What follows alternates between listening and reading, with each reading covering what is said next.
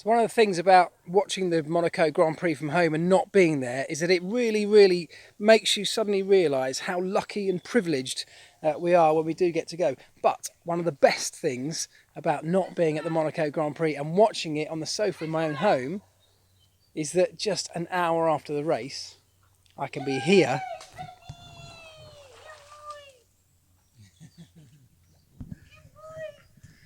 and swimming in the river with the family. Love it.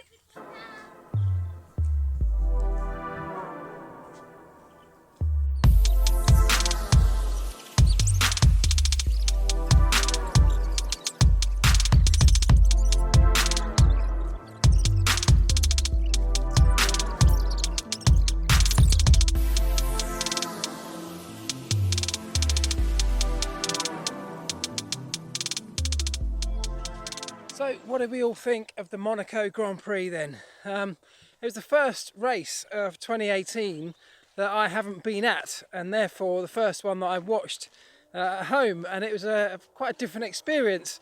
I've obviously watched hundreds and hundreds of races from home before, but to see the first one of 2018 all of a sudden gives you a new perspective on it, and you start to really appreciate the TV coverage and the kind of camera angles and the noise that's coming through the TV set, rather than the noise that when you're at the racetrack you obviously got in the background of wherever you're sitting. So a kind of slightly different take on it. Now, I saw lots of comment on Twitter about that Monaco has to go. People saying that it was a bore fest, it was a procession, cars can't overtake around this track anymore. And there are some valid points in that. I guess that's one of the questions that I wanted to put to you guys, really, and see what the consensus was, because I kind of enjoyed today's race, and I thought there was enough intrigue about tyres, whether they were going to last or not. There were obviously some anomalies, like the failings on Daniel's car. There were the crashes from Charles Leclerc. A virtual safety car as well, of course, off the back of that. So, for me, there were enough little bits and pieces to keep it interesting, and it was close throughout the field. But what do you think? In this modern era of Formula One, where the cars are wider, the engineering is as close to perfection as I guess it can be. Therefore, the difference that each driver can make is much smaller in Formula One in general, not specific to Monaco. Because there's less input or less performance differential between the drivers, I think that means that there are less mistakes and there are less opportunities created by one driver having an incredible moment or having an incredible day over and above another. Come on, buddy.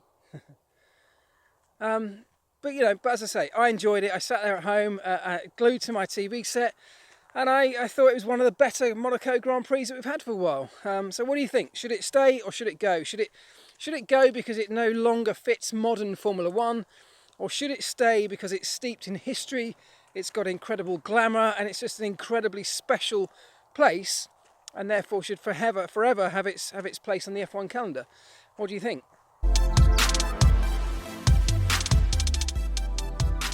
Big shout out to Daniel Ricciardo. You've got to take your hat off to him today. He drove an incredible race weekend. In fact, that Red Bull car and team performed to, an absolute next level this weekend. It was a real shame for the team, as well as obviously for Max, that Max made that mistake on Saturday morning that really cost him his weekend, because that should have been an absolute nailed-on 1-2 finish for the Red Bull team, which is something that's so hard to come by, and particularly in the modern era where it's been dominated by Mercedes and now recently Ferrari. For a Red Bull to come away with an almost certain 1-2 victory in second place, such a shame that Max made that error that was so costly. But for Daniel Ricciardo, you've got to say he did everything right. Literally didn't put a foot wrong all weekend. And when his car started to fail midway through that race and he lost his MGU-K, which is a significant piece of equipment to lose. Not only do you lose something close to 160 horsepower, which is massively significant, and it was only because we were at Monaco that he managed to defend enough to keep Sebastian Vettel behind. But it also starts to put an awful lot of pressure on other parts of the car. The tyres, you start to work a lot harder because you're literally ragging the car around to keep the same kind of lap time using just the internal combustion engine to do it.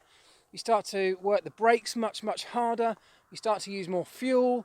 As a driver, around a lap that you're having to concentrate so hard at every single moment of that lap, all of a sudden you're having to do that whilst pushing at 110% just to stay ahead of the guy that's behind you. And he had to do that for a large chunk of the race. So really, really well done to Daniel Ricciardo. Massive respect to him and to the whole team, because the team got everything right as well. Delivered a perfect pit stop. They got the strategy decisions perfect. And that's not just about when to make that pit stop, which they did right as well. It was also about whether to make a further pit stop under things like virtual safety car and, how hard Daniel should be pushing and how to manage that technical issue. The way that they all stayed very calm on the radio, particularly Daniel himself, in fact, when he started to realise that he had some technical issues. So everything they did very, very well, and they thoroughly deserve the incredible party that I've no doubt they'll all be having tonight in Monte Carlo. Kind of wish I was there to enjoy that with them. But massive respect to all of those guys. It was clearly a very frustrating race for lots of drivers. There was one thing I noticed today. There was a lot of bitching and moaning on the radio from drivers back to their teams, moaning about tyres, moaning about traffic, moaning about all sorts of different things. And I don't know if that's something that happens all the time across the field, but I suspect it's been, exaggerated in Monaco because it is a frustrating race. And this comes back to the first point in this video. Should it stay? Should it remain on the calendar? Because, Lewis Hamilton got out of his car, said it was one of the most boring races he'd ever been involved in. He was moaning on the radio for the entire race. We had others up and down the field also moaning all the time, and I felt sorry for the race engineers who have to just kind of take all that moaning and criticism in the heat of battle, because they can't come back and get into an argument with their driver. So they're kind of the verbal punch bag for drivers when they do get frustrated. And today was a day when there was lots of that going on. Now, I suspect you can hardly see me anymore because it's getting quite late now. So I will probably stop here and wrap this up when I get home. What I want to know from you is the biggest question is, does Monaco deserve a place on the modern F1 calendar? Yes or no?